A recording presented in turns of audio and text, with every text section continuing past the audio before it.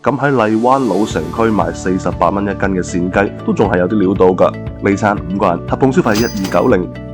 大家好，我有一句講佢嘅斜槓壯年 Theo。為何深夜總是餓？好在仲有摯友陪我。富臨門入冬打雞煲定律嚟㗎嘛。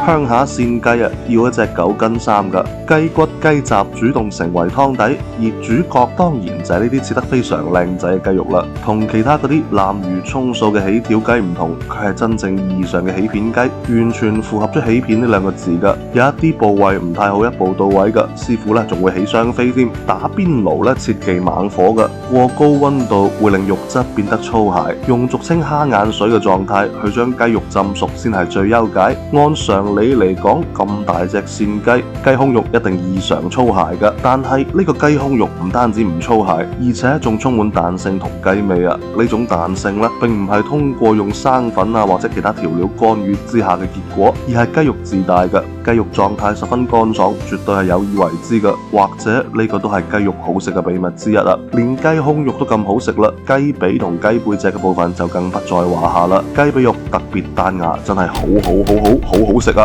所以我哋馬上又追加咗一隻9斤半㗎。今晚咧就嚟返個起片雞放題，呢個應該算係我今年食過最好食嘅起片雞啦。佢已經完全超越咗爽雞王喺我心目中嘅地位。咁喺荔灣老城區賣48蚊一斤嘅扇雞，都仲係有啲料到㗎，我強烈推薦啦。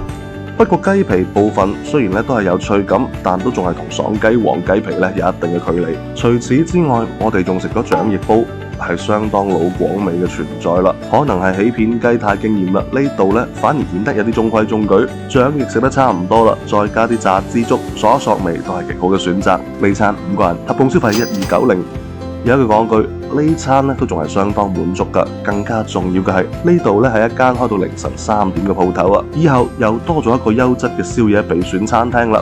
後來我哋又再嚟試咗下其他菜式㗎，就例如呢一個炆羊西扇雞。雞肉嘅口感雖然同起片鄉下扇雞有一定距離啦，但整體都仲係相當唔錯㗎。雞肉拉油至產生輕微焦脆，回油都做得唔錯㗎，並冇油膩嘅感覺，而且調味相當唔錯㗎，醬味唔會太濃，都仲係食得出雞味㗎。再加啲浮皮啊、鵝腸定咁，都係極好嘅選擇啊！兩個全新欄目自費自願嘅 Theo 飯局，以及由我請客嘅跟住 Theo 去摸魚，即日起不定期盛行，歡迎新老朋友入群，踴躍參與，繼續同我一齊飲飲食食，人生積極，好嗎？